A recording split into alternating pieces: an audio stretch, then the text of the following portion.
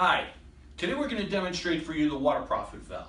We've designed our valve to save homeowners anywhere from 20 to 40% per month on their water bill. How we do that is we regulate the amount of air that's going through their lines, and we're going to demonstrate for you how we do that today.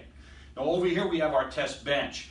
We have two line simulators. The line simulator all the way to the right doesn't have a water profit valve in it, but the line simulator to the left has a water profit commercial valve already installed. When I turn this test bench on, you're going to see this stark contrast between the line without the valve and the line with the valve. And that'll give you a better understanding of how our technology works. But we're going to take it one step further.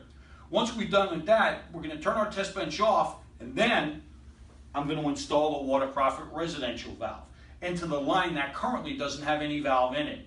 And now you're going to be able to see the contrast between that same line before and after once the valve is installed. So let me start the test bench. The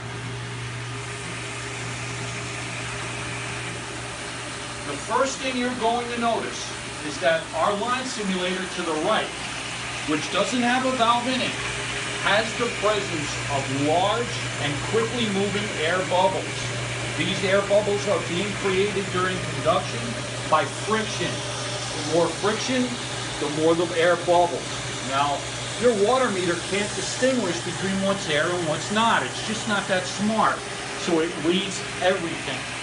Your needle's going to turn faster and faster on your meter, which means that it's going to show more consumption on your water bill. But now, focus on the line simulator over on the left, the one with the water profit valve already installed. Notice the absence of any of those bubbles, of any of that friction and of any of that turbulence. That's because the water profit valve is creating a compression zone of up to 200 feet upstream.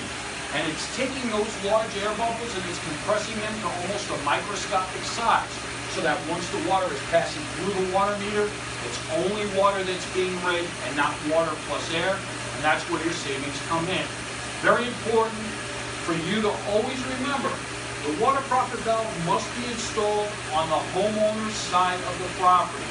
You can't mess with anything that's government owned or municipal owned, so it must be installed only on the private side.